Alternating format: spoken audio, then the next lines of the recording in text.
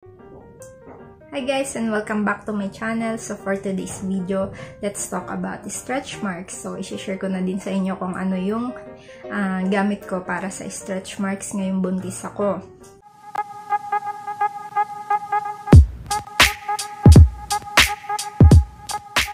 Bakit po ba nagkakaroon ng stretch marks ang buntis?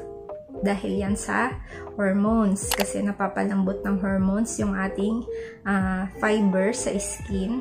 So, it makes us more prone to stretch marks. So, hindi lang sa buntis, isa rin cause ng stretch marks ay yung rapid changes in our weight.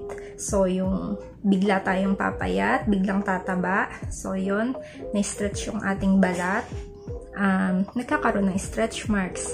Then, another cause is yung genetics. So, kung nasa pamilya mo na siya, for example, yung mama mo, yung ate mo, meron silang stretch marks. So, maaaring ikaw din, maging stretch marks prone din ang iyong balat.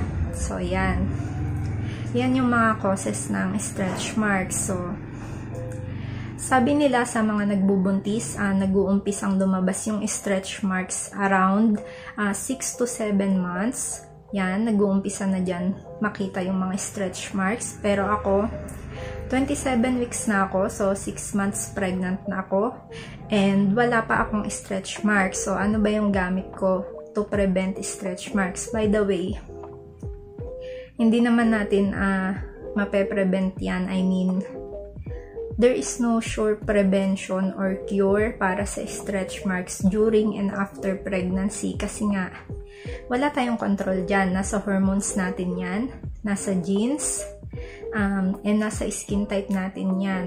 So, maaaring kahit anong gawin natin or gamitin natin sa ating balat ay hindi niyan ma-prevent yung pagkakaroon ng stretch marks. But it's okay, mommies, kasi common naman talaga yan na nangyayari sa ating balat. So, ito nga yung dalawang product na i-share ko sa inyo. Ito yung gamit ko.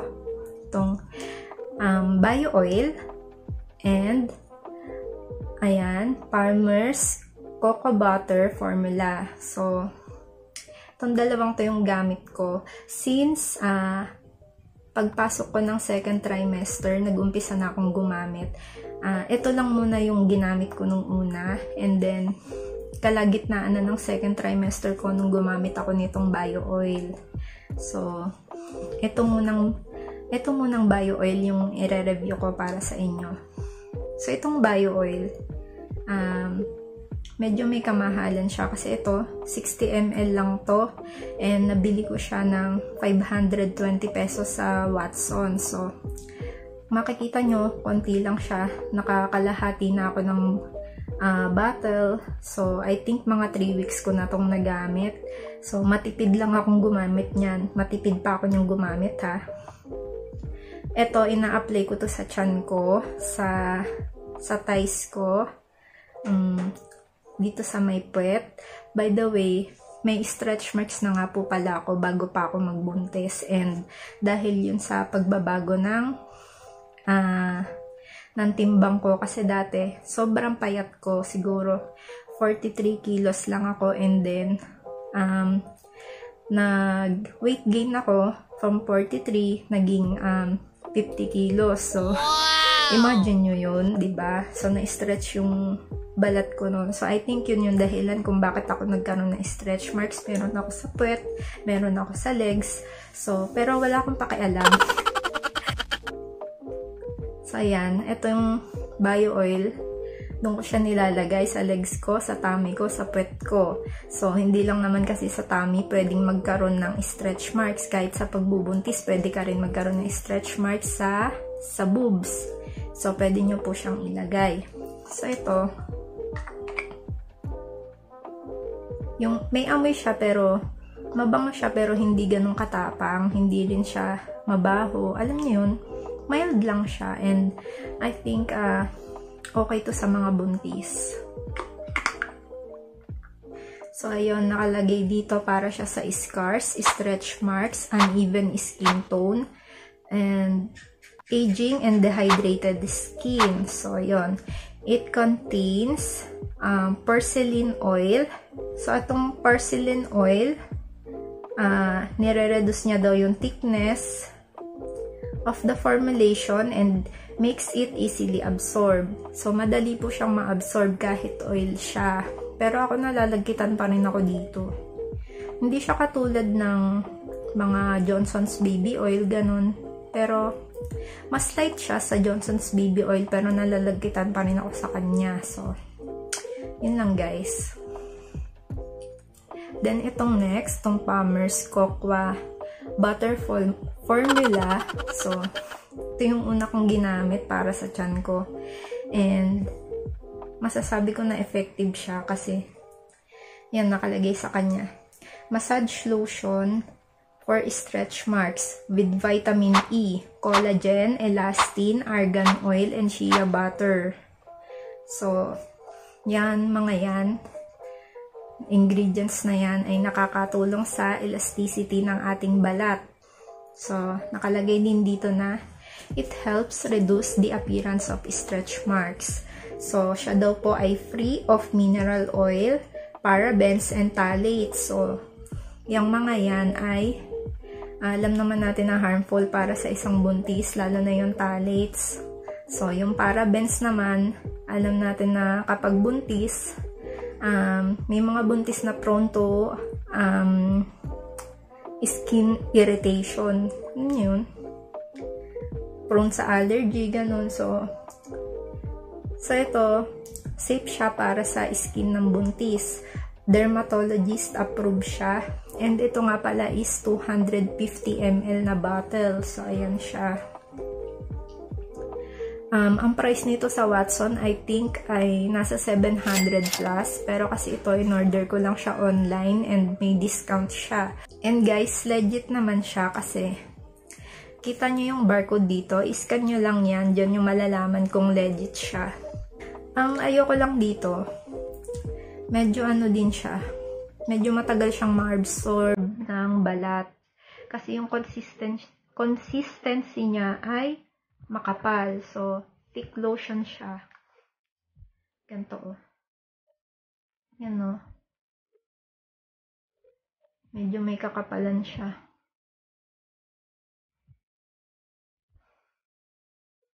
Matagal siya bago siya ma-absorb ng balat. So, yung amoy niya, okay naman yung amoy niya. Sabi kasi bagong formula na to eh. So, yung dati, mga amoy talagang battery siya. Alam mo yun? So, hindi naman siya masangsang sa ilong. Hindi siya ganun kaano sa mga maseselang buntis dyan. Okay lang naman siya sa pang-amoy.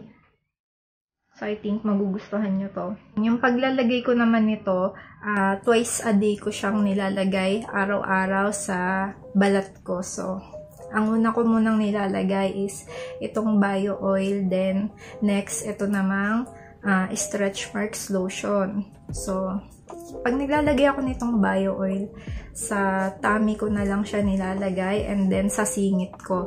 Yes, sa singit. Ginagawa ko siyang pampaputi ng singit kasi nakalagay dito, oh, uneven skin tone. So, helps improve the appearance of uneven tone in both light and dark skin type. So, mukhang effective siya guys. Nakakaputi siya ng singit.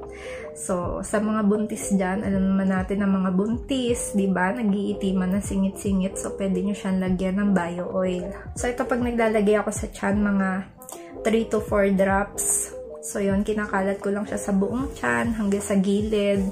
Sa gilid, lalagyan nyo rin. At sa may bandang lower back. Kasi pwedeng magkaroon din ng stretch marks yan.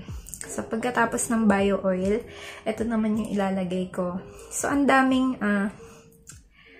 klase nitong Palmer's Cocoa Butter Formula. Meron siyang cream, meron siyang tummy butter.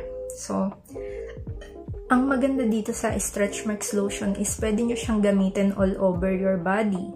So, pwede siya sa tummy, sa legs, sa arms, sa breast. So, kahit saan pwede nyo siyang ipahid.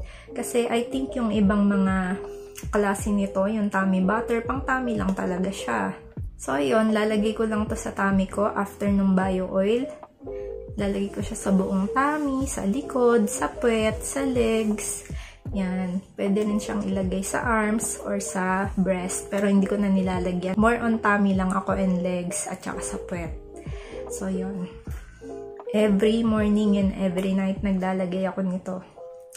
And papakita ko sa inyo yung tiyan ko.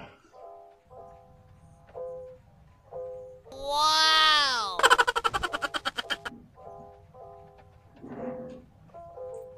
So, ayan guys, nakikita ninyo, wala pang ka-stretch marks ang aking tiyan. 6 months na siya. So, ugat lang at puro balbon ang makikita nyo dyan. Ayan. Laki ng tiyan ko. Oh my God. So, yun o. Wala pa, diba? So, I think effective naman yung nilalagay kong lotion and oil sa aking tummy.